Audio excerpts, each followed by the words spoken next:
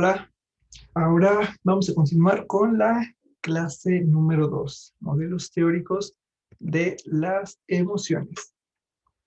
Siempre que hablamos de emociones, nos preguntamos, bueno, ¿y cuántas emociones hay? ¿Cuáles son, no?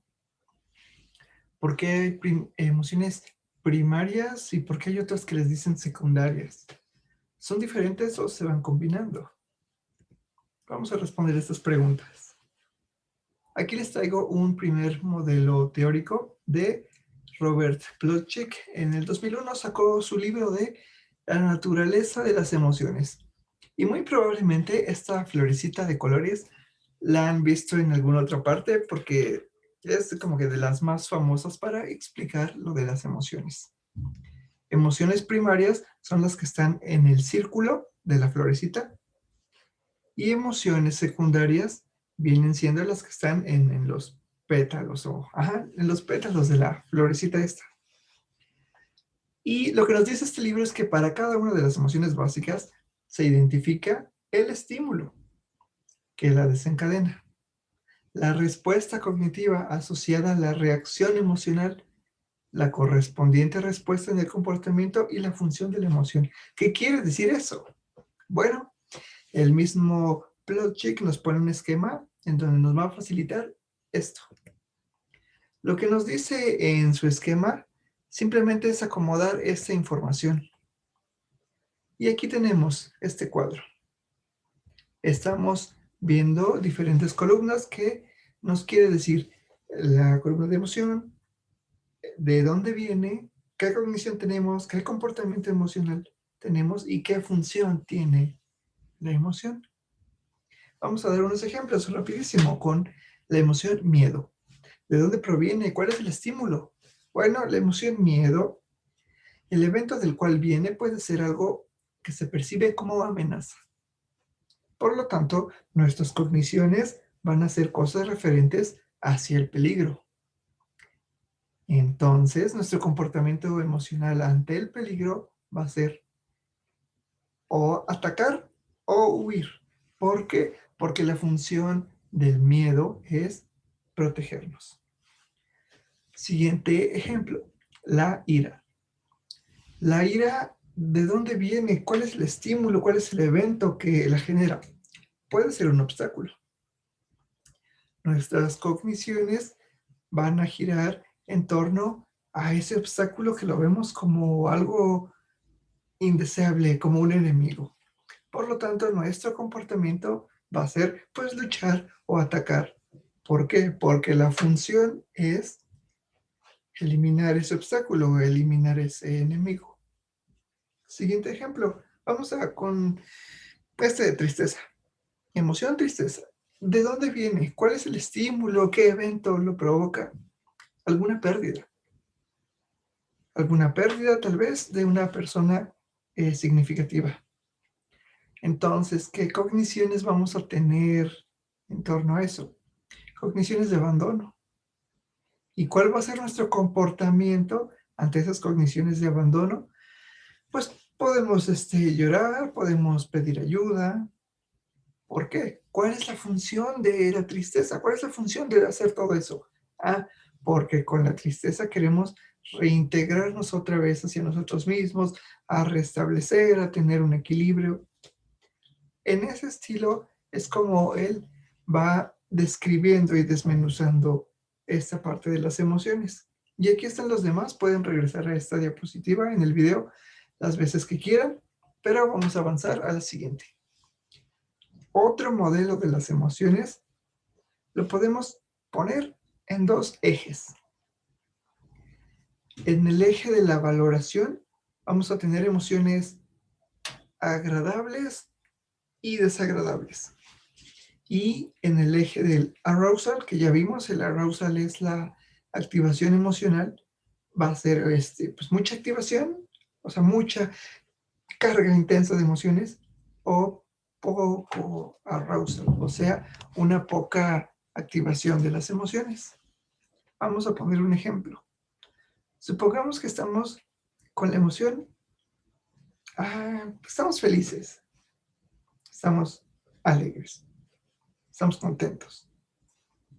Es una emoción agradable, pero el arousal, o sea, la activación de esa emoción, pues no es ni tan intensa ni tan disminuida, sino que está como estándar, a la mitad, ¿no? O sea, no estamos ni muy intensos, pero tampoco estamos muy decaídos.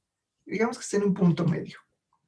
En ese mismo sentido, otra emoción, vamos a ponerle estar entusiastas, estar extasiados. Sigue siendo una emoción agradable, pero conlleva un arousal más elevado. O sea, ya estamos más despiertos, estamos más prendidos. A eso corresponde la diferencia de mucha activación emocional o poca activación emocional. Y lo mismo para emociones desagradables. Supongamos que estamos pues tristes, estamos deprimidos. La activación emocional pues es poca, ¿no? Estamos con el cuerpo en reposo, pero es una emoción desagradable. Nuevamente, esa emoción desagradable, pero con una alta activación emocional, o sea, con un alto arousal, vendría siendo estar muy nerviosos o muy tensos, o sea, donde tenemos como que la emoción intensa. Ajá. Esa es la diferencia que hacen estas distintas emociones. Véanlo como un gradiente. A donde nos movamos es donde va a aumentar o disminuir los ejes. El de agradable o no agradable, el de poca intensidad emocional o mucha intensidad emocional. Ahora vamos a hablar sobre un modelo anatómico. Este señor nos dice que hay señales que recibe el cuerpo, ¿no? O sea, cualquier estímulo, señales sensoriales las podemos percibir por nuestros sentidos o las podemos percibir de forma interna con el cuerpo. Y el tálamo lo va a procesar, lo va a clasificar. Y el tálamo va a decidir hacia dónde se va ese estímulo. Se puede ir a la vía de los sentimientos, o sea, hacia el hipotálamo, o a la vía de los pensamientos, a la corteza. ¿Cuál es la diferencia de estos? Si estos estímulos el tálamo los manda a la vía de los sentimientos, o sea, el hipotálamo, va a haber una respuesta del sistema nervioso autónomo.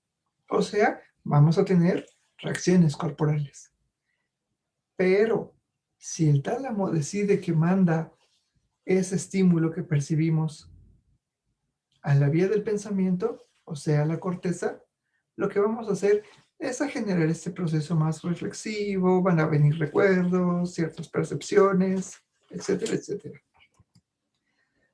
Otro modelo anatómico es el más famoso que seguro todas y todas lo conocen. Es la teoría de los tres cerebros. Y aquí les pongo un esquemita para que vean qué parte es la que involucra estos supuestos tres cerebros. Y sabemos que tenemos un cerebro muy antiguo, muy primitivo, que es el reptiliano, que corresponde a la parte del instinto, y ahí está, ¿no? ¿Qué parte del cerebro es? Luego el cerebro que está en medio, el visceral o emocional, y ya tiene escritas las partes que involucra.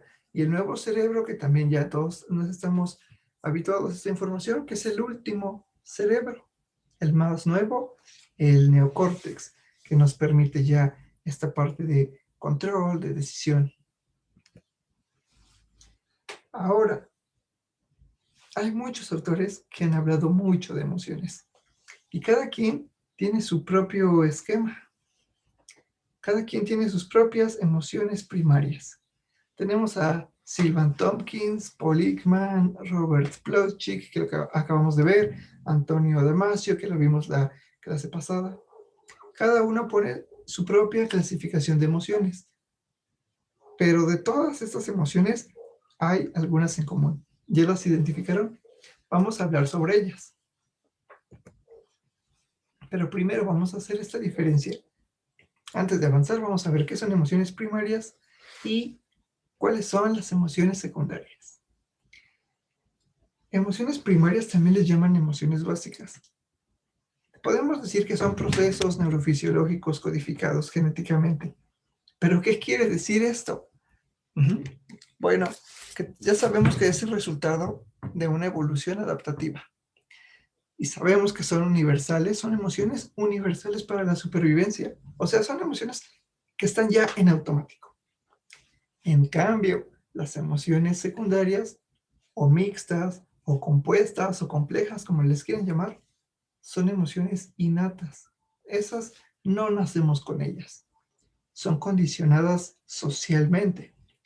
O sea, son aprendidas por la cultura, nos la enseña la educación del contexto en el que estemos. Esa es la diferencia. Emociones primarias ya es un proceso que tenemos en nuestros genes, ya está codificado así. Emociones secundarias son emociones que aprendemos y que nos da la cultura en donde estemos. Vamos a empezar con estas partes. Yo dividí en 3 columnas este esquema para que se entienda muy bien. Cuando hablemos de una emoción, vamos a ver qué partes del cerebro están involucradas, mencionando que no es la única parte del cerebro involucrada, simplemente es una de las principales, y un esquemita en donde se encuentra esa parte.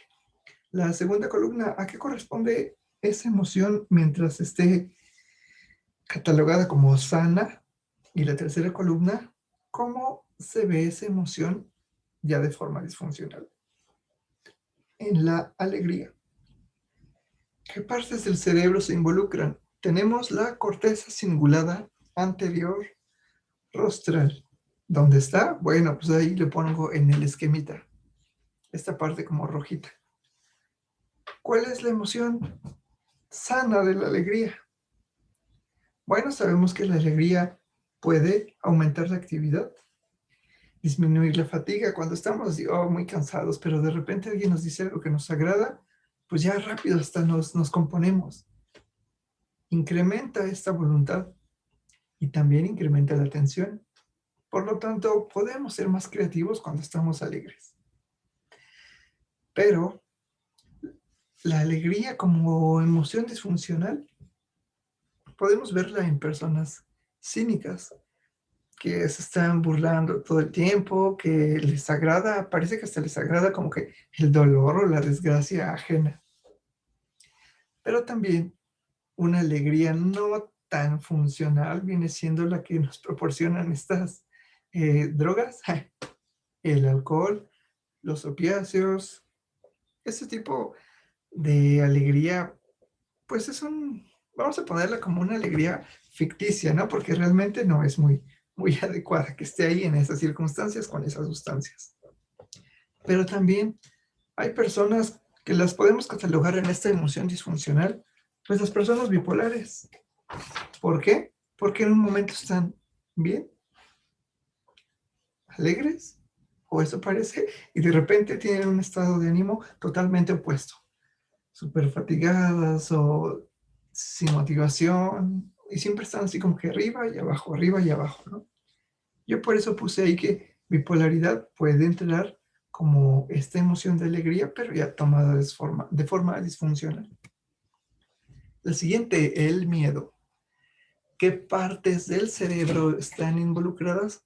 La corteza insular. Bueno, ¿y dónde está? Yo les puse aquí 2 imágenes con la flechita para que vean más o menos, tengan una idea de dónde está. Emoción sana. El miedo como emoción sana ya vimos que se refiere a que la función es protegernos de algún peligro. Imagínense si no tuviéramos miedo de ciertas cosas, correríamos muchos riesgos porque no calculamos las consecuencias. Pero como emoción disfuncional, el miedo ya cuando es exagerado, cuando es irracional, lo podemos meter en la categoría de trastornos de ansiedad. Como ustedes saben, los trastornos de ansiedad son varios, ¿no? Obsesivo compulsivo, ansiedad generalizada, estrés postraumático. ¿Pero cómo se da esto?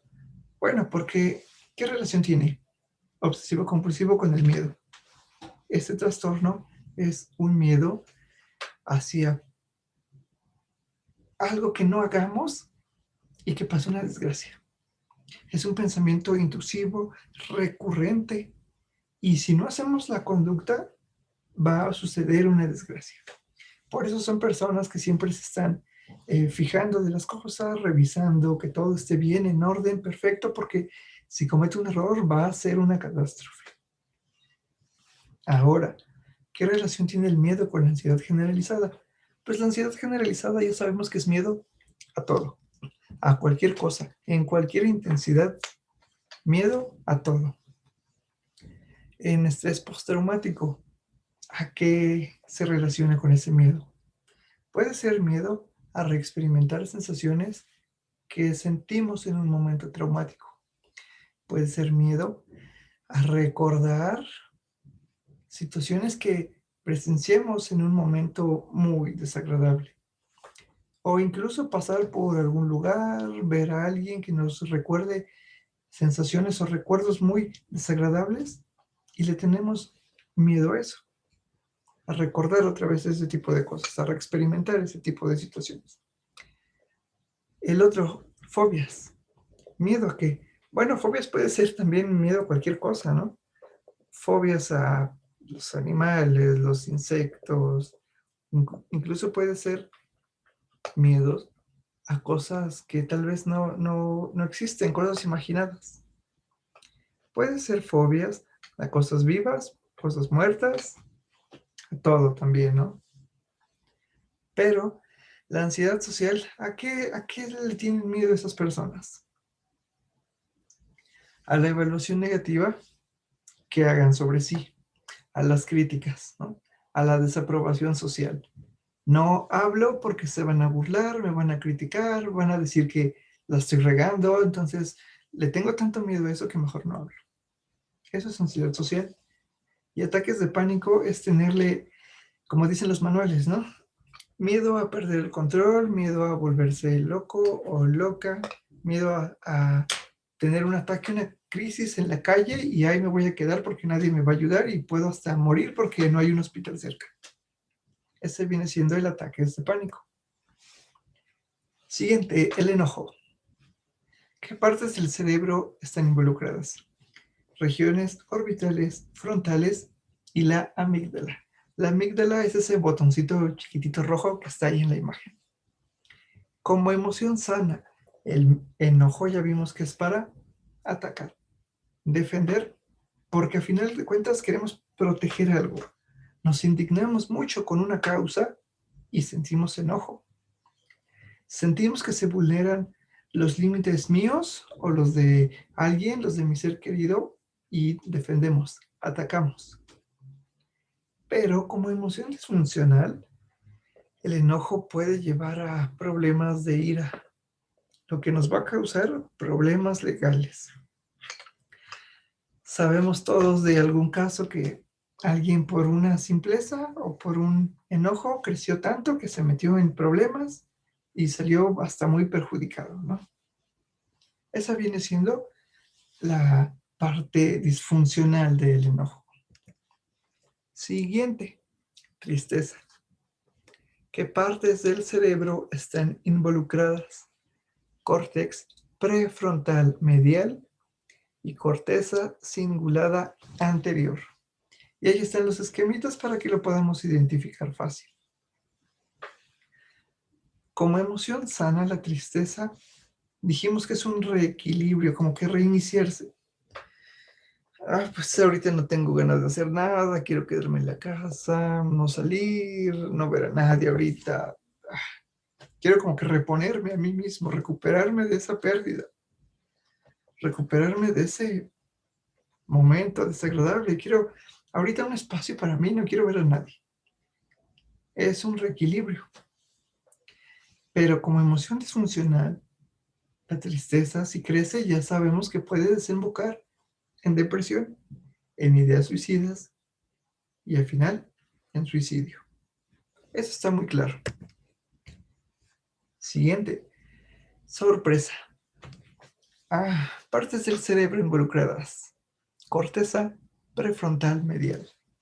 Nuevamente ahí está el esquemita para que lo puedan observar.